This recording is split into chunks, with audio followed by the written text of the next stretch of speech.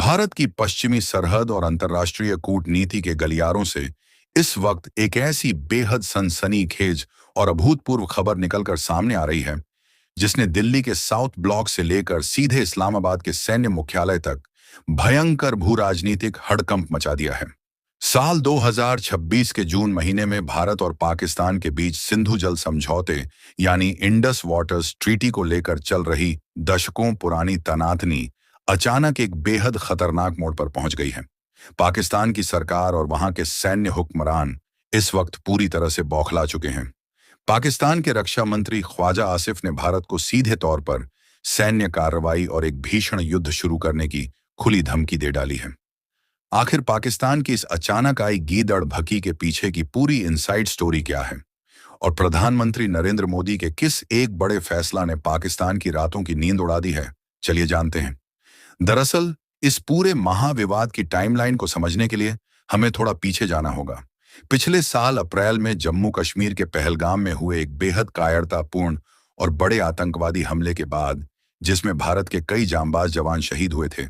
प्रधानमंत्री नरेंद्र मोदी की सरकार ने पाकिस्तान को सबक सिखाने के लिए एक बेहद ऐतिहासिक और फौलादी रणनीतिक फैसला लिया था। भारत ने साफ शब्दों में ऐलान कर दिया था कि खून और पानी एक साथ नहीं बह सकते। इसी सख्त नीति के तहत भारत ने दशकों पुराने सिंधु जल समझौते को पूरी तरह से अबेयंस यानी ठंडे बस्ते में डाल दिया था। भारत ने साफ कर दिया था कि जब तक पाकिस्तान अपनी जमीन से प्रायोजित होने वाले सीमा पार आतंकवाद को पूरी तरह और हमेशा के लिए खत्म नहीं करता, तब तक भारत जल संधियों से जुड़े किसी भी हाइड्रोलॉजिकल डेटा या समझौतों को आगे नहीं बढ़ाएगा। भारत के इसी बेहद सख्त और आक्रामक रुख के कारण पाकिस्तान के भीतर एक बहुत बड़ा जल संकट और आर्थिक आपातकाल खड़ा हो गया है। पाकिस्तान को समझ आ गया है कि नया भारत अब सिर्फ कूटनीतिक बातें नहीं करता, बल्कि जमीन पर सीधे कंक्रीट एक्शन लेता है। अपनी इसी हताशा को छिपाने के लिए पाकिस्तान ने द हेग स्थित परमानेंट कोर्ट ऑफ आर्बिट्रेशन का दरवाजा खटखटाया था और भारत के हाइड्रो इलेक्ट्रिक प्रोजेक्ट्स जैसे किशन गंगा और रतले बांध के डिजाइनों पर अवैध रूप से समानांतर कार्यवाही शुरू करवाई थी।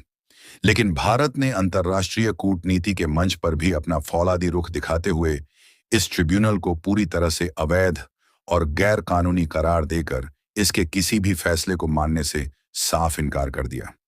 भारत के इस कड़े रुख के सामने अंतर्राष्ट्रीय मंचों पर भी पाकिस्तान की कोई दाल नहीं गल पा रही है।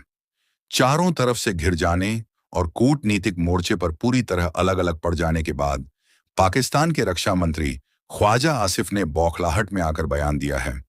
कि यदि भारत ने सिंधु नदी प्रणाली के पानी को रोकने या अपनी परियोजनाओं को तेज करने का काम जारी रखा, तो पाकिस्तान भारत के खिलाफ सैन्य कदम उठाने और युद्ध के मैदान में उतरने से भी पीछे नहीं हटेगा। पाकिस्तान की तरफ से दी गई इस परमाणु और सैन्य युद्ध की धमकी के बाद भारतीय विदेश मंत्रालय यानी MIA के प्रवक्ता रणधीर जायसवाल ने दिल्ली से एक ऐसा करारा और मुंहतोड़ जवाब दिया है जिसने इस्लामाबाद से लेकर रावलपिंडी के सैन्य हेडक्वार्टर तक हड़कंप मचा दिया है। भारत सरकार ने पाकिस्तान के दावों को पूरी तरह से मनगढ़ंत, बकवास और खारिज करने योग्य बताते हुए उनके इस बयान पर गहरा तंज कसा है।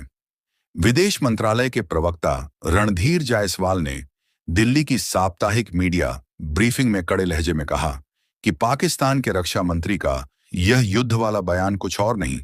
बल्कि उनके अपने देश की अंदरूनी नाकामियों, चरमराती अर्थव्यवस्था, भुखमरी और पाकिस्तान के कब्जे वाले कश्मीर यानी POJK में भड़की भयंकर नागरिक अशांति और मानवाधिकारों के हनन से अपनी जनता का ध्यान भटकाने की एक बेहद हताश और नाकाम कोशिश है। भारत ने साफ कर दिया है कि पाकिस्तान अपनी नाकामियों का ठीकरा भारत पर फोड़ना बंद करे। भारत का विजन बिल्कुल स्पष्ट है कि राष्ट्रीय सुरक्षा और देश के नागरिकों की भलाई के फैसलों पर भारत किसी भी बाहरी देश या परमाणु युद्ध की धमकियों के आगे 1 इंच भी पीछे नहीं हटने वाला है और अपनी संप्रभुता की रक्षा के लिए साल 2026 का यह नया भारत हर स्तर पर तैयार है। प्रधानमंत्री नरेंद्र मोदी की सीधी निगरानी में भारत ने पश्चिमी नदियों यानी सिंधु, झेलम और चेनाब पर अपने हिस्से के पानी का 100% इस्तेमाल करने के लिए जम्मू कश्मीर के भीतर बुनियादी ढांचे और बांधों के निर्माण की गति को 10 गुना बढ़ा दिया है। चेनाब नदी पर बन रहे पाकल दुल, कीरू और रथले जैसे मेगा